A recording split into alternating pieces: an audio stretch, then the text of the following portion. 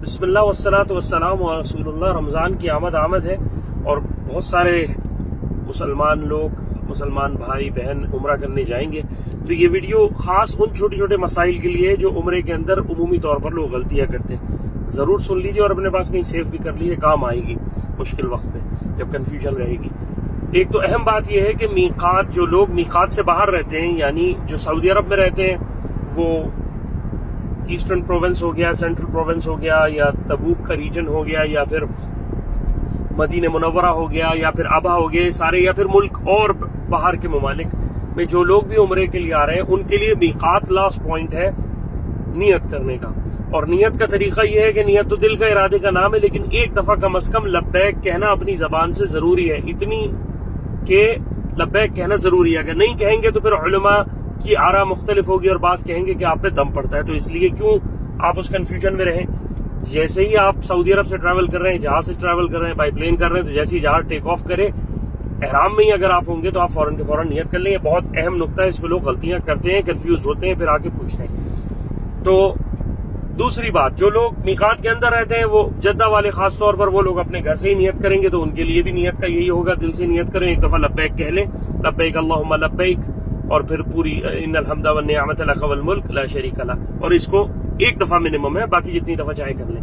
اب آتی ہے پہلے حج، جب عمرے کے لیے جاتے ہیں تو بہت سے لوگ یہ سمجھتے ہیں کہ میقات کے اوپر ہی جا کر نہانا ضروری ہے، یا اس سے پہلے نہا لیے تو پھر وہ ٹھیک نہیں ہے۔ ایسی بات نہیں ہے، آپ اپنے گھر سے بھی نہا کے نکل سکتے ہیں، اور کوئی نہیں بھی نہایا تو جسم پاک ہے اس کا، تو کوئی پریشانی نہیں ہے۔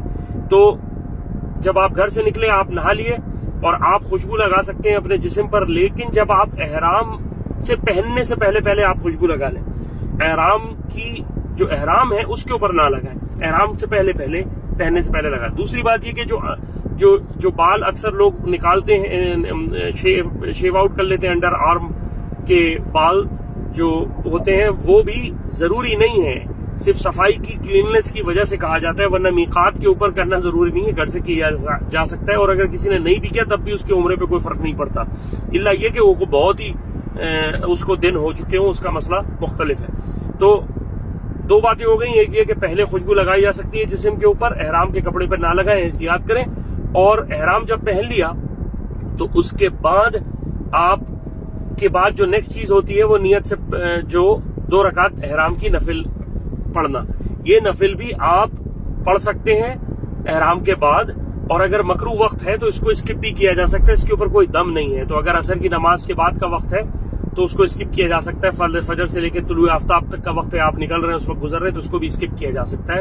ایئرپورٹ پہ جگہ نہیں ملی، آپ نے احرام پہنا ہے، تو اس کو اسکپ کیا جا سکتا ہے۔ ایک اور یہ بات ہو گئی۔ دوسری بات یہ کہ آپ نے اس کے بعد جب یہ احرام کی سنتیں پڑھ لی، اس کے بعد آپ بیسیکلی نیت کریں گے۔ تو اگر آپ ایئرپورٹ پر ہیں تو احرام پہن لیا، آپ نے سنتیں پڑھ لی، اب آپ نیت چھوڑ دیں، جیسے ہی جہاز ٹیک آف کرے ویسے ہی آپ کر لیں۔ اسی طرح بہت سارے لوگ جو سعودیہ سے باہر سے آ رہے ہیں، جیسے ہی سعودیہ کی حدود میں آ جائیں تو نیت کر لیں، احرام پہلے سے پہنے ہوئے ہوں گے انہوں نے، تو اس چیز کا خیال ذہن میں رہے۔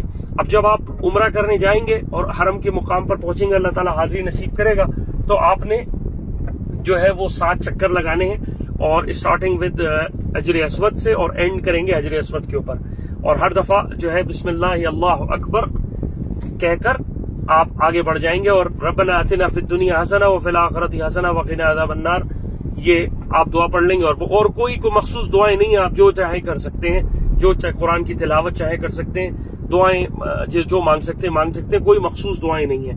جب آپ کے 7 چکر ہو جائیں گے تو پھر آپ کو 2 رکعت واجب پڑھنی ہے۔ یہ بیسیکلی وہ نفل ہے جو کہ واجب ہے عند الاحناف، بعض حضرات کے نزدیک، جو دوسرے اسکول آف تھاٹ ہے ان کے نزدیک سننا ہے، لیکن اس کو خالی ضروری نہیں ہے کہ میقات کے پیچھے پڑھنا ہے، اس کو کہیں بھی پڑھا جا سکتا ہے، اور اگر نہیں بھی ہے تو بعد میں بھی پڑھا جا سکتا ہے۔ اگر مکروہ وقت ہے تو آپ صحیح پہلے کر لیں، بعد میں کر لیں، بعد میں پڑھ سکتے ہیں، کوئی قباحت نہیں ہے۔ تو اس کو اصول تو یہی ہے کہ اس کو مقام ابراہیم کے پیچھے جتنا پیچھے آپ جا سکتے ہیں پیچھے پڑھ لیں، نہیں ہے جگہ صحیح میں پڑھ لیں، اور اگر نہیں پڑھ سکے تو کہیں بھی حرم میں پڑھ لیں، یہ بھی ہو سکتا ہے۔ تو آپ نے جب 7 چکر کر لیے، ایک طواف ہو گیا، اس کے بعد اب ایک بات اور آتی ہے کہ بعض لوگ یہ چاہتے ہیں کہ میں ایک طواف اور کر لوں، بعد میں واپس آنا مشکل ہوگا، تو ایک ایکسٹرا طواف بھی عمرے کے درمیان میں پہلے ہی کیا جا سکتا ہے، یہ درمیان میں آپ کر سکتے ہیں، اور پھر بعد میں ان کی اکٹھی نمازیں بھی پڑھی جا سکتی ہیں۔ یہ عمومی طور پر یہ کوئی ضروری نہیں ہے ایسا کرنا، لیکن کیونکہ رش بہت ہوگا کہ کسی کو دوسرا طواف کرنا چاہ رہا ہے نفلی تو وہ اس کے ساتھ کر سکتا ہے. آگے چل کے صحیح ہوگی، صحیح صفا سے مروہ، مروہ سے صفا، اس طرح 7 چکر ہو جائیں گے اور مروہ پہ اینڈ ہوگا. لیکن اس کے بعد ایک اہم اور درمیان میں گرین لائٹ کے اوپر بھاگنا جو ہے وہ مردوں کے لیے سنت عمل ہے، اس کو کیجئے اگر رش نہ ہو. ایک اور بات یہ کہ طواف کے اندر جب آپ کریں گے تو شروع کے پہلے چکر کے اندر 3 چکروں کے اندر رمل کیا جاتا ہے، یعنی پہلوان جو ہے جس طرح چلتے ہیں وہ. اس کی ایک ویڈیو میں نے آلریڈی اپلوڈ کی ہوئی ہے، ذرا دیکھ لیجئے گا، اس کو پتہ اندازہ ہو جائے گا کیا چال چلی جاتی ہے. لیکن اگر رش ہو تو نہیں ہوگا.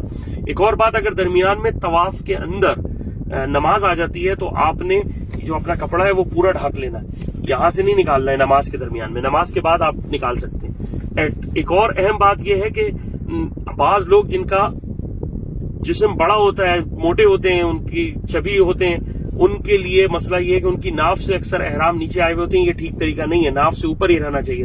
ایک اور اہم مسئلہ، طواف ضروری طواف جو ہے وہ وضو کی حالت میں ہوگا. جس کا طواف وضو کی حالت میں نہیں ہوا اس کے عمرہ نہیں ہو سکے گا، یہ یاد رکھیے، اور پھر دم پڑنے کا خطرہ ہوگا. تو طواف ہر حال میں آپ نے وضو کی حالت میں کرنا ہے. صحیح بلا وضو ہو سکتی ہے، صحیح کے اندر اگر وضو انسان کا ٹوٹ گیا تو کوئی مسئلہ نہیں، صحیح کر سکتے ہیں، لیکن طواف ہر حال میں وضو کے ساتھ ہی کرنا ہے.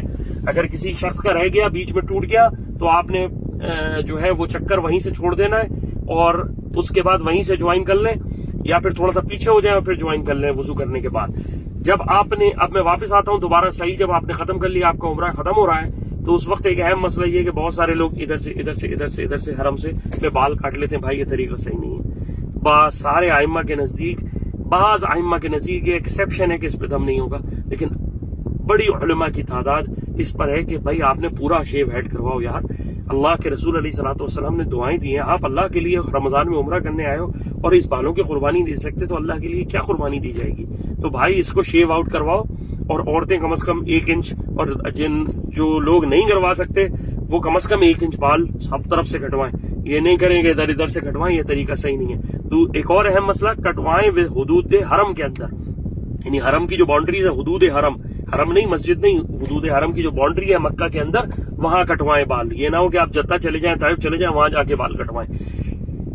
ایٹ لاسٹ آپ اپنے بال خود بھی شیو کر سکتے ہیں، آپ کے بال آپ کی بیگم بھی نکال سکتی ہے جب عمرہ ہو جائے دونوں کا. جب عمرے ختم ہو گئے تو دونوں اب ایک دوسرے کے بال کاٹ سکتے ہیں، یا کوئی ایک دوسرے کے بال شیو کر سکتا ہے. یہ ساری باتیں ہو سکتی ہیں. اس کے بعد اور ایک اور اہم بات یہ کہ آپ نے بالوں کے بعد احرام اتارنا ہے، بالوں سے پہلے احرام نہیں اتار دینا ہے.